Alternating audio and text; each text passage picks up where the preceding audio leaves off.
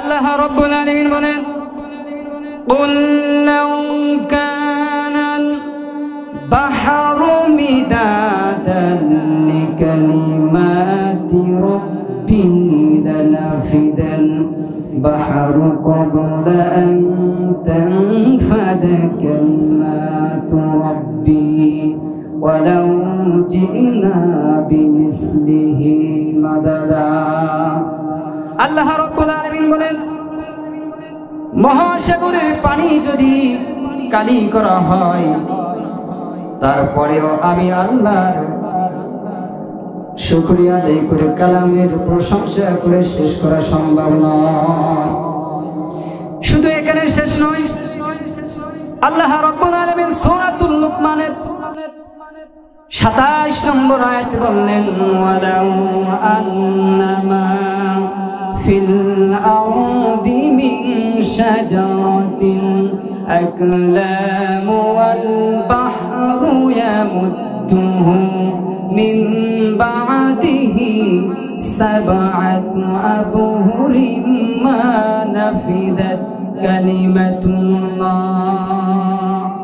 আল্লাহ রাব্বুল আলামিন বললেন, এরে দুনিয়ার মানুষেরা, দুনিয়ার সমস্ত গাছগুলো যদি কেটে কেটে কলম তৈরি করা হয়, আর যদি সাগরের পানিকে কালি করা হয়, এমনকি 7 সাগরের পানি যদি তার সাথে যুক্ত করা হয়, আমি আল্লাহর প্রশংসা শেষ করে সম্ভব নয়। কথা বলেন ঠিক কিনা?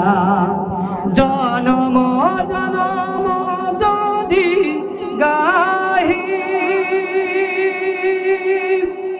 তোমারে মহিমা গাওয়া শেষ হবে নাহি, জনম জনম যদি গাহি তোমারে মহিমা গাওয়া শেষ হবে নাহি, ভোরেও ভোরে না জানো অবসান, তুমি রহমান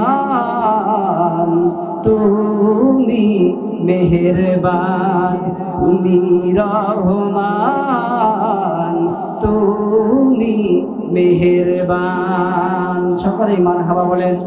আল্লাহর প্রশংসা করে শেষ করা কি সম্ভব? আল্লাহ রাব্বুল আলামিন বলেন, লা ইন শাকারতুম লাযিদান্নাকুম ওয়া লা ইন কাফারতুম ইন্না আযাবি লাশাদীদ। আল্লাহু আকবার। আল্লাহ বলেন, দুনিয়ার মানুষ, তোমরা যদি আমার নিয়ামতের প্রশংসা করো, শুকরিয়া আদায় করো, তাহলে আমার নিয়ামত তোমাদেরকে আমি ঢেলে দেব, তোমাদেরকে বৃদ্ধি করে দেব। আর যদি তোমরা আমার সাথে নাফরমানি করো, মনে রাখো আমি আল্লাহর আযাব বড় কঠিন। কথা বলেন ঠিক কিনা? নমরুদকে ধরেছিল যখন সে সীমালঙ্ঘন করছিল, ফেরাউনকে ধরেছিল যখন সে আল্লাহর সাথে সীমা লঙ্ঘন করেছিল। কথা বলেন ঠিক কিনা? নমরুদ, ফেরাউন, হামান এদের মাটি লাগাইনি কামান। নমরুদ, ফেরাউন, হামান এদের মাটি লাগাইনি কামান। কোনকে নাকি নিন্দরিয়াই সবাই মাইরাছে, সবাই ছাড়লে আমার আল্লাহ ধরেছে, সবাই ছাড়লে আমার আল্লাহ ধরেছে। নমরুদের ছিল কত আশা, তাকে জ্বালাইছে ন্যাংরা মশা। কথা বলেন ঠিক কিনা? নমরুদের ছিল কত আশা, তাকে জ্বালাইছে ন্যাংরা মশা। সুতা ভিটা খেয়ে এসেছে দুনিয়া ছেড়েছে, সবাই ছাড়লে আমার আল্লাহ ধরেছে। বলেন ঠিক কিনা? বিগত দিনে যারা দিনের ভোট রাতে করে অন্যায় ভাবে ক্ষমতায় বসেছিল, এমনকি আলেমদেরকে ধরে ধরে বন্দী করেছিল। শুধু তাই নয়, আইনাঘর নামক জায়গায় তারা বন্দী করে বছরের পর নির্যাতন করছে। বলেন ঠিক কিনা? এই খুনি হাসিনার বিচার চান কিনা? এই খুনি হাসিনার অবশ্যই বিচার হবে বাংলার মাটিতে। অনেকে বলছে কি বউ আসতেছে, আসছে বলেন, শুধু আসার অপেক্ষায় তো আমরা আছি, ঠিক কিনা? আমার বুবু খাইছে ধরা, আমার বুবু খাইছে ধরা, এবার তো আর রক্ষা নাই, হাসিনা নাই দেশে নাই, পালাই গেছে ইন্ডিয়ায়। কথা বলেন ঠিক কিনা? সম্মানিত ভাইরা আমার, আসুন আমরা ভূমিকা সীমিত রেখে সরাসরি আলোচনার দিকে যেতে চাই। আমার ভাইরা, আল্লাহ রাব্বুল আলামিন বলেছেন দুনিয়ার মানুষেরা, ভাইরা আমার বলতেছিলাম আল্লাহ রাব্বুল আলামিন বলছেন, এরে দুনিয়ার মানুষেরা, আমি আল্লাহর কোরআনের কথা শুনতে হলে সর্বপ্রথম তোমাদের দুইটা কর্মসূচি মানতে হবে। কয়টা? দুইটা। আল্লাহ রাব্বুল আলামিন বলেন, ওয়াইদা কুরিয়াল কুরআনু ফাসতামিউ লাহু ওয়া আনসিতু লাআল্লাকুম তুরহামুন। সকলে বলেন আল্লাহু আকবার। এক একটি কোরআনের আয়াত তেলাওয়াত হবে যখন, সকলেই জবান ছেড়ে বলবেন, তখন আল্লাহু আকবার বলা যাবে কিনা? ভাইরা আমার, আল্লাহ রাব্বুল আলামিন বলছেন দুনিয়ার মানুষেরা, আমি কোরআনের কথা শুনতে হলে তোমাদের দুইটা কর্মসূচি সর্বপ্রথম মানতে হবে। তার এক নম্বর হলো, যখন তোমাদের সম্মুখে কোরআন থেকে পাঠ করা হবে, কোরআনের আলোচনা করা হবে, তখন তোমরা সকলেই মনোযোগ দিয়ে তোমরা শ্রবণ করবে। আর একটা কর্মসূচি হলো চুপ থাকতে হবে। এই দুটো করা যাবে কিনা? তাহলে তোমাদের উপর আমি আল্লাহর রহমত নাযিল হবে। বলেন তো ভাইরা আমার, আজকের এই যে কোরআনের মাহফিল আসছে, আপনারা উন্মুক্ত হয়ে করতে পারতেছেন না? বাধা দেওয়ার লোক আছে নাকি? আছে? আর অনুমতি নেওয়ার প্রয়োজন আছে কিনা? নাই। প্রিয় বন্ধুগণ আমার, এজন্য কোরআনের কথা যখন বলা হয়, একজন ইমানদারের ইমান বেড়ে যায়। কথা বলেন ঠিক কিনা? আজ আমাদেরকে এই কোরআনকে আঁকড়ে ধরতে হবে। প্রিয় ভাইরা আমার, আমি যে শুরুতে আয়াতটি তেলাওয়াত করেছি, আল্লাহ রাব্বুল আলামিন সূরা আহজাবের 21 নম্বর আয়াতে বললেন, লাকাদ কানা লাকুম ফি রাসূলিল্লাহি উসওয়াতুন হাসানাতুন লিমান কানা ইয়ারজুল্লাহা ওয়াল ইয়াওমাল আখির ওয়া যাকারাল্লাহু কাসীরা। আল্লাহ বলেন, দুনিয়ার মানুষেরা, তোমরা যেন আমাকে ভয় করো, কিয়ামত দিবসকে ভয় করো, আমাকে অধিক পরিমাণে স্মরণ করো। তোমাদের জন্য রয়েছে আমার নবী, বিশ্ব নবীর ভিতরে তোমাদের, আমার নবীদের ভিতরে তোমাদের উত্তম আদর্শ। এখন যদি আপনারা বলেন আমি শেখ মুজিবের আদর্শে আদর্শিত, অমুকের আদর্শে আদর্শিত, বলেন কি সে কোনোদিন ইমানদার হতে পারবে?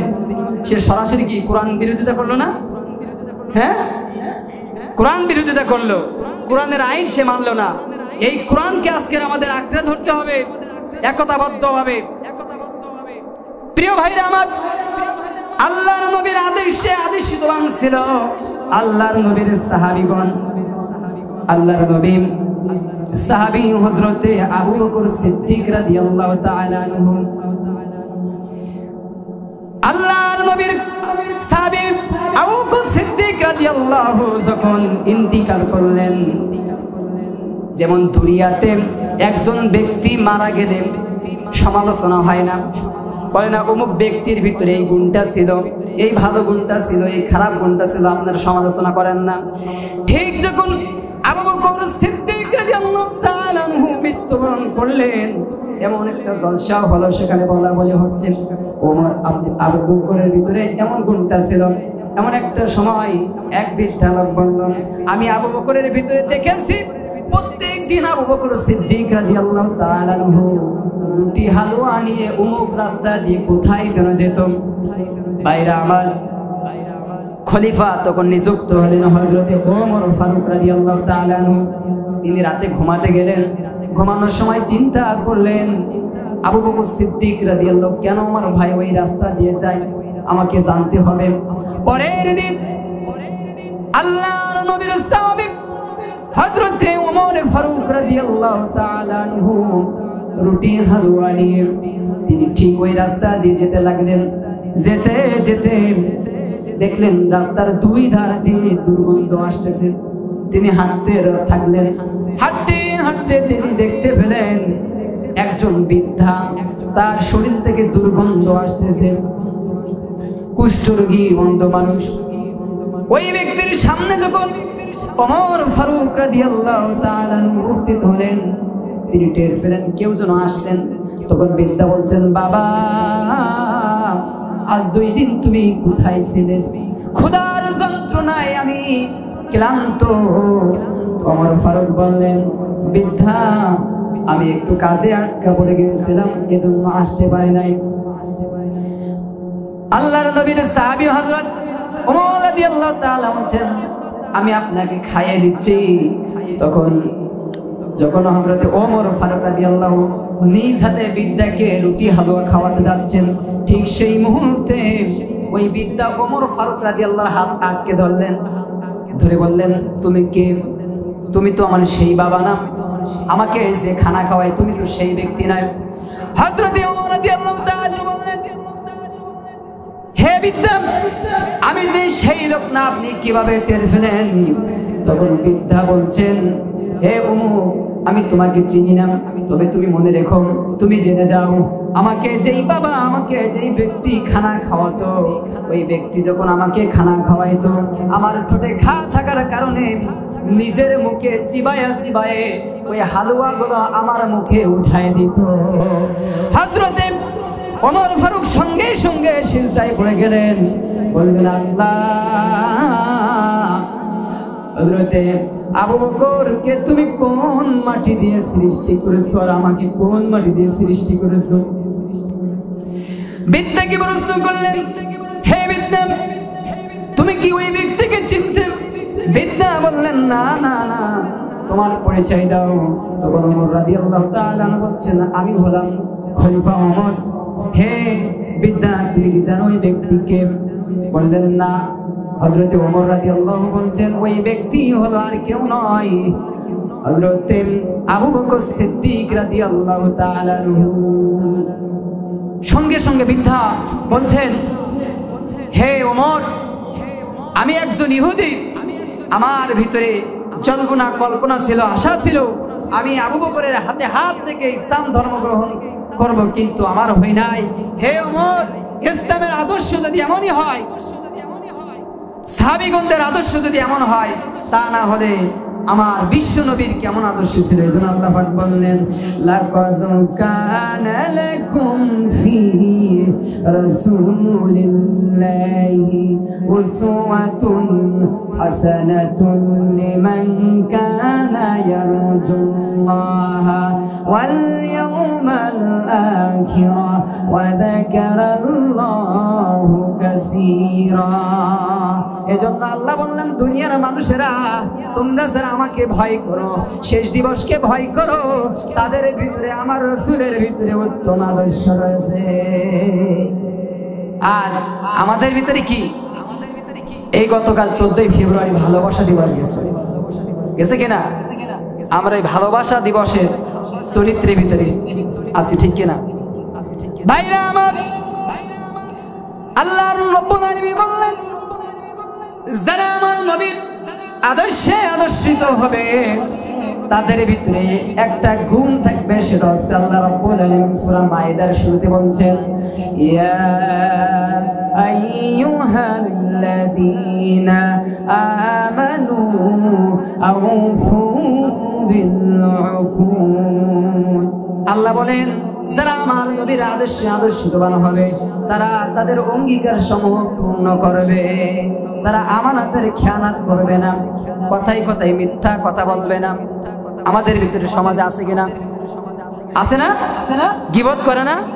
যখন যেমন তেমন সেজে হরেক সুরে গাহি গান, মসজিদে যাই মন্দিরে যাই, আমরা কেমন মুসলমান।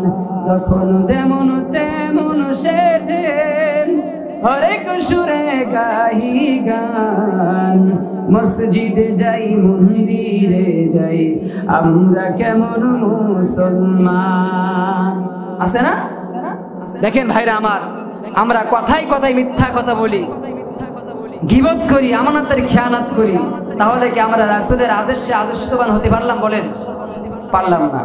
আল্লাহ রাব্বুল আলামিন বললেন, যারা আমার নবীর আদর্শে আদর্শবান হবে তাদের ভিতরে একটি গুণ থাকবে, ইত্তাকুজ যুলমা ফাইন্নাজ যুলমা যুলুমাতুন ইয়াউমাল কিয়ামাহ। তারা কোনোদিন মানুষের উপর জুলুম করতে পারে না। কিন্তু দেখেন, এই বাংলাদেশে ৯৬,০০০ মুসলমানের দেশে মুসলমান সরকার হয়ে এই প্রধানমন্ত্রী শেখ হাসিনা মানুষের উপর নির্যাতন করেছে কিনা? করেছে না? দেশটা দেউলিয়া বানাইছে, ঠিক না? দেশটা দেউলিয়া বানাইছে রে সাবেক প্রধানমন্ত্রী রে। ওরে সোনার বাংলা শোষণ করলো, সোনার বাংলা শোষণ করলো, লইটা পুইটা খাইয়া রে সাবেক প্রধানমন্ত্রী রে, ঠিক না? ওরে কোথায় গেল কামরুল ইসলাম, কোথায় কাদের কাকা? ওদের কথাই ওই মহিলার চাটাং চাটাং কথা, কথা বলেন ঠিক না? ওরে কোথায় গেল কামরুল ইসলাম, কোথায় কাদের কাকা? ওদের কথাই ওই মহিলার চাটাং চাটাং কথা। ওরে দলের লোকে ফেলাইয়া, দলের লোকের ভাসাইয়া দিল্লি করলা বাসারে সাবেক প্রধানমন্ত্রী রে। ও যে ৪১ সাল পর্যন্ত ক্ষমতায় থাকিবে, নমরুদের মতো দেশটা শোষণ করিলে। ও যে ৪১ সাল পর্যন্ত ক্ষমতায় থাকিবে, নমরুদের মতো দেশটা শোষণ করিলে। ও যে ছাত্রদেরই রক্ত নিয়া, ছাত্রদেরই রক্ত নিয়া কেমন খেলা খেললা রে সাবেক প্রধানমন্ত্রী রে। আমার ভাইরা, বিগত দিনে কোরআনের ফাঁকি আল্লামা দেলোয়ার হোসেন সাইদি রাহিমাহুল্লাহকে দীর্ঘ ১৩টি বছর ওই জেলখানায় বন্দী করে রেখেছিল। এমনই কি আমার কয়রা থানায়, আমার বাসা হচ্ছে কয়রা থানায় একমাত্র এক জায়গায় গায়েবী জানাজার ব্যবস্থা হয়েছিল, সেটা একমাত্র আমি করেছিলাম। আমরা যখন জানাজার নামাজে দাঁড়িয়ে গিয়েছি, ওই স্বৈরাচারী হাসিনার দস্যুরা তারা প্রশাসনকে সংবাদ দিয়ে আমাদের জানাজা বন্ধ করে দিয়েছিল। অটক্ত ভাবায় আমাদেরকে গালিগালাজ করেছিল। আজ ওই হাসিনার দস্যুরা তোরা কোথায় কোথায় পালিয়ে গিয়েছিস? আমাদেরকে জানাজা পর্যন্ত দেওয়া হয় না, করতে দেওয়া হয় না। খুলনার মাটিতে তাকে দাফন দেওয়া হয় না। প্রিয় ভাইরা আমার, আল্লাহ রাব্বুল আলামিন বলেন, যারা আমার নবীর আদর্শে আদর্শিত বানা হবে তারা মানুষকে জুলুম করতে পারে না। আর যারা আমার নবীর আদর্শে আদর্শিত বানা হবে তাদের ভিতরে আরেকটি গুণ থাকবে, সেটা হচ্ছে আল্লাহ পাক বললেন, আউফুল কাইলা ওয়াল মিজানা বিল কিসত ওয়ালা তাবখাসুন নাসা আশিয়াহুম। আসরের জন্য আমরা 2টা মিনিট ওয়েট করি। যারা আমার রাসূলের আদর্শে আদর্শিত হবে, আমার রাসূলের চরিত্রের গুলোকে যারা ফলো করবে, তাদের ভিতরে আরেকটি গুণ থাকবে, সেটা হচ্ছে কি, আউফুল কাইলা ওয়াল মিজানা বিল কিসত ওয়ালা তাবখাসুন নাসা আশিয়াহুম। তারা ইনসাফের সাথে কি করবে? পরিমাপ করবে, ওজন করবে। আজ বর্তমান সময়ে যারা ব্যবসায়ী আছে তারা ওজনে কম দেওয়ার জন্য ব্যস্ত থাকে, ঠিক কিনা? আমার ভাইরা, আল্লাহর নবী বলছেন, এই আমার সাহাবীরা রে, কিয়ামতের দিন আল্লাহ রাব্বুল আলামিন 3 শ্রেণীর মানুষের সাথে কথা বলবেন না, তাদেরকে পবিত্র করবেন না, তাদের দিকে নেক নজরে তাকাবেন না। হযরত আবু যার গিফারী রাদিয়াল্লাহু তাআলা নিরাশ হয়ে বললেন, ইয়া রাসূলুল্লাহ, ইয়া হাবিবাল্লাহ, সেই ব্যক্তিগুলো কারা? আল্লাহর নবী বিশ্ব নবী বললেন, আবু যার, শোনো শোনো আবু যার, তার ভিতরে 1 নম্বর হলো যারা টাকনুর নিচে কাপড় পরিধান করে চলে। আমাদের সমাজে যে যুবক ভাইরা আছে না, টাকনুর নিচে কাপড় ঝুলিয়ে পড়ে, ঠিক কিনা? আছে কিনা? এই কথাটা ভালো করে শুনে নেবেন। আল্লাহ পাক কিয়ামতের দিন তার দিকে নেক নজরে তাকাবেন না। যদি না তাকায় তার স্থান কোথায়? জাহান্নাম।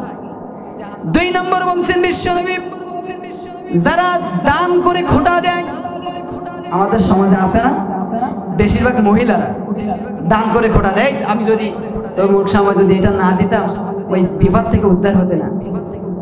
এই যারা করে তাদেরকে আল্লাহ পাক নেক নজরে তাকাবেন না।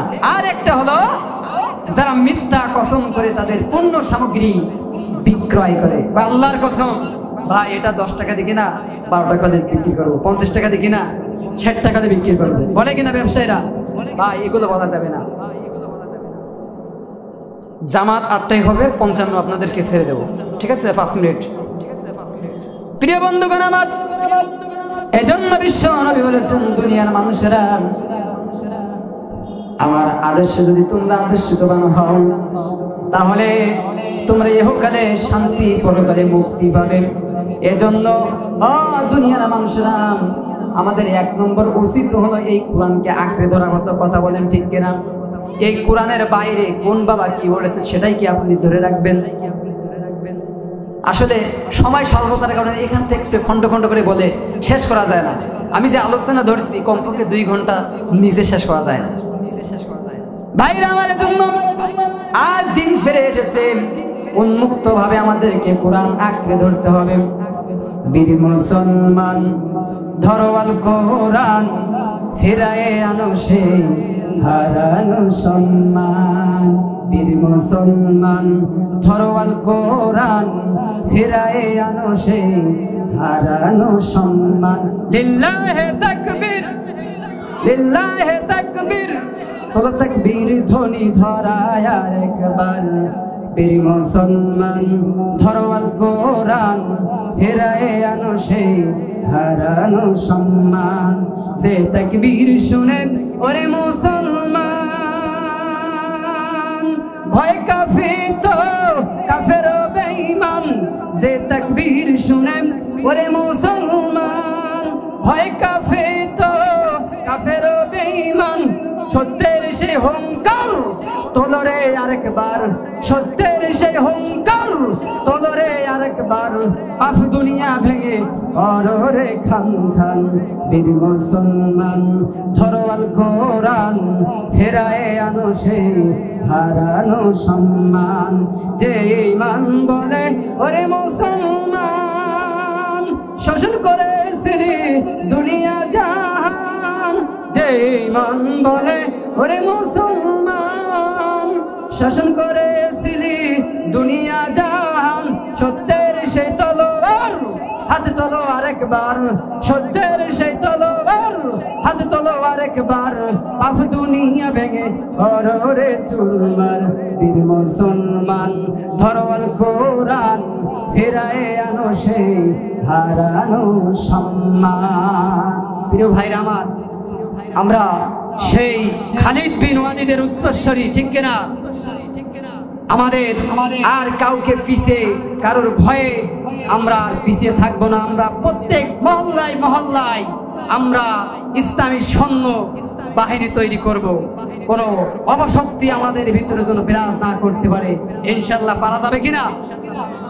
ভাইরা আমার, বলতেছিলাম আরেকটা গুণের কথা বলে আমার আলোচনা শেষ করব।